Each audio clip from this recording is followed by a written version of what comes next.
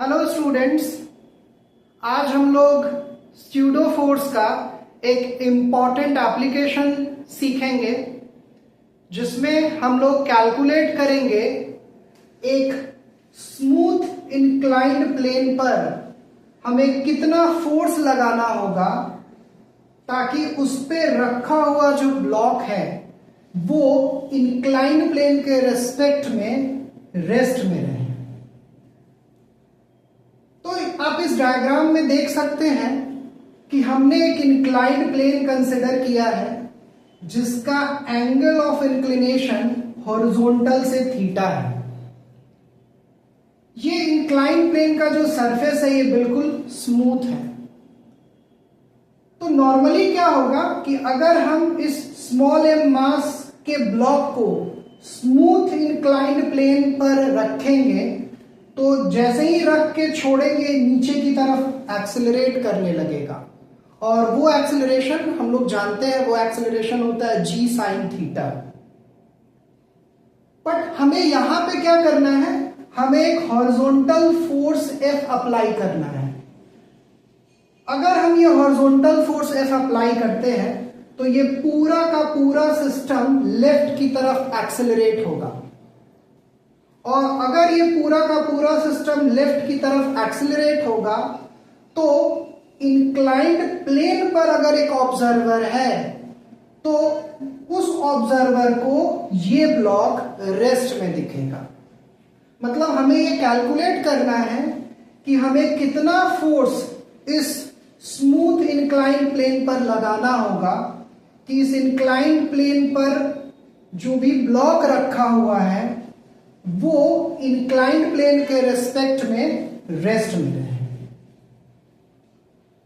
तो इस कैलकुलेशन के लिए हम लोग क्या करते हैं, इस इंक्लाइंड प्लेन का मास हम लोग कंसिडर करते हैं कैपिटल M, इस ब्लॉक का मास स्मॉल m। ये सरफेस हमारा बिल्कुल स्मूथ है और हम इस पूरे सिस्टम पर एक कैपिटल F फोर्स लगा रहे हैं लेफ्ट की तरफ ताकि ये पूरा का पूरा सिस्टम एक्सेलरेट करे लेफ्ट की तरफ। तो इस पूरे सिस्टम का जो मास है वो होगा capital M plus small m। अगर इस सिस्टम का एक्सेलरेशन लेफ्ट की तरफ a है तो हम लोग पूरे सिस्टम के लिए लिख सकते हैं force is equal to mass of system m plus m into acceleration of system a।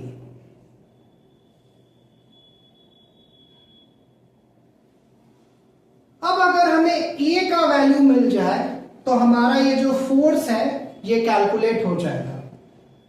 तो एक्सेलरेशन को फाइंड करने के लिए हम लोग स्यूडो फोर्स का एक कॉन्सेप्ट यूज करेंगे। अगर हमारा ये पूरा का पूरा सिस्टम लेफ्ट की तरफ एक्सेलरेट कर रहा है और अगर ये एक्सेलरेशन a है तो इस ब्लॉक पर राइट साइड एक फोर्स लगेगा।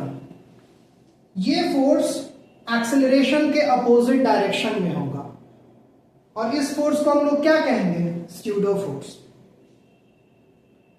ये फोर्स हम लोग क्यों अप्लाई कर रहे हैं, क्योंकि हमारा जो ऑब्जर्वर है वो इंक्लाइंड प्लेन पर ही है और पूरा सिस्टम लेफ्ट की तरफ एक्सेलरेट हो रहा है। तो हमारा जो इंक्लाइंड प्लेन है या ये जो ऑब्जर्वर है ये एक्सेलरेशन में है लेफ्ट की तरफ। तो ये एक एक्सेलरेटेड फ्रेम ऑफ रेफरेंस है और हम लोग जानते हैं कि एक्सेलरेटेड फ्रेम ऑफ रेफरेंस में हमें एक स्यूडो फोर्स अप्लाई करना पड़ता है अगर हम न्यूटन्स लॉज को अप्लाई करेंगे तो चूंकि इस ऑब्जर्वर के लिए ये जो ब्लॉक है ये रेस्ट में है और ऑब्जर्वर हमारा नॉन इनर्शियल फ्रेम है, इसीलिए हमें एक्सेलरेशन के अपोजिट एक स्यूडो फोर्स अप्लाई करना होगा।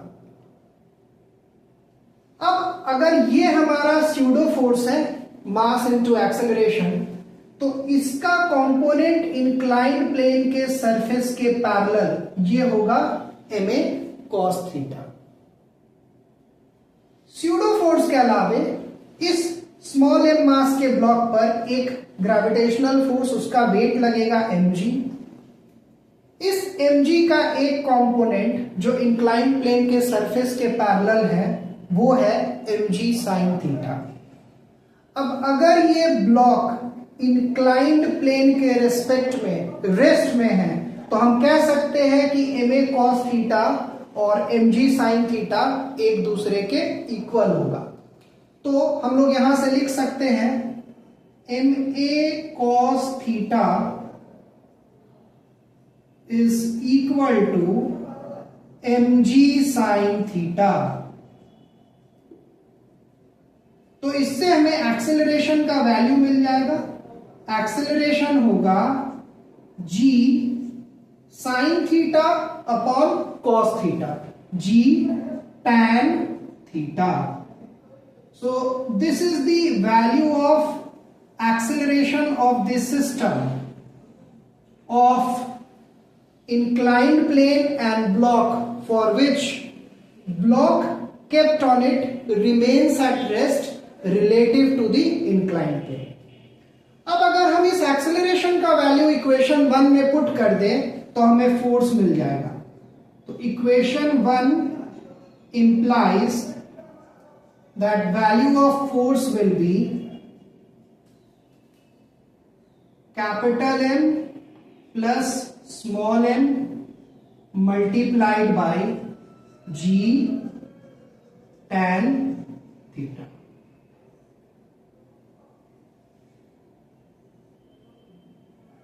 So this is the force which one has to apply on a smooth inclined plane to keep a block at rest relative to it।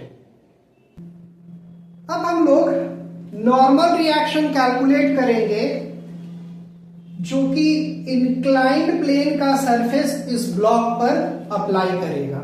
आप देख सकते हैं नॉर्मल रिएक्शन इस surface के perpendicular है, इसको हमने यहां n से रिप्रेजेंट किया है। तो नॉर्मल रिएक्शन के कैलकुलेशन के लिए हम लोग देख सकते हैं ये जो स्यूडो फोर्स है इसका एक कंपोनेंट इस सरफेस के परपेंडिकुलर एक्ट कर रहा है, वो है ma sin थीटा। उसी तरह इस ब्लॉक के वेट जो mg है उसका एक कंपोनेंट इस सरफेस के परपेंडिकुलर लगेगा, वो होगा mg cos थीटा। अब जो नॉर्मल रिएक्शन है वो इन दोनों के सम के बराबर होगा। तो हम लोग लिख सकते हैं यहां पर कि नॉर्मल रिएक्शन जो है वो है ma sin theta plus mg cos theta के बराबर है। अब अगर हम a का वैल्यू, a का कैलकुलेशन हम लोग ऑलरेडी कर चुके हैं, a हमारा आया था g tan थीटा। तो अगर a का वैल्यू हम यहां पे सब्स्टिट्यूट कर दे तो हमें नॉर्मल रिएक्शन मिलेगा ma is g tan theta, sin theta पहले से है, sin थीटा प्लस mg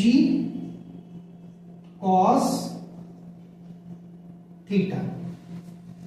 अब हम इस tan थीटा को लिख सकते हैं sin theta upon cos theta. तो नॉर्मल रिएक्शन हमें मिलेगा n is equal to mg sin square theta upon cos theta plus mg cos theta. अब अगर हम एलसीएम लेंगे तो ये cos थीटा यहां मल्टीप्लाई होके हो जाएगा cos स्क्वायर थीटा, और mg को अगर हम कॉमन कर ले तो नॉर्मल रिएक्शन को हम लोग लिख सकते हैं mg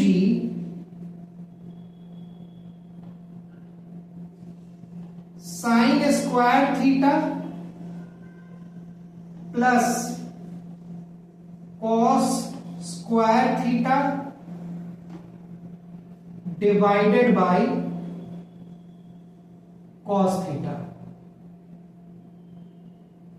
अब अगर हम ये ट्रिग्नोमेट्री का आइडेंटिटी यूज करें, sine square theta plus cos square theta is 1, तो हम लोग नॉर्मल रिएक्शन को लिख सकते हैं n is equal to mg upon cos theta.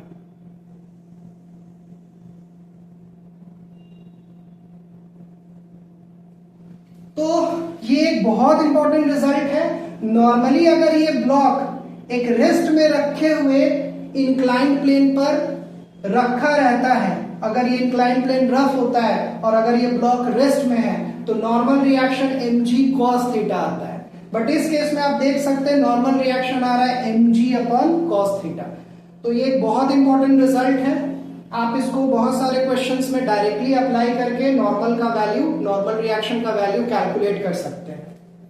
I hope ये जितने भी रिजल्ट्स हमने आज डिराइव किए हैं, ये सारे आपको अच्छे से समझ में आए होंगे।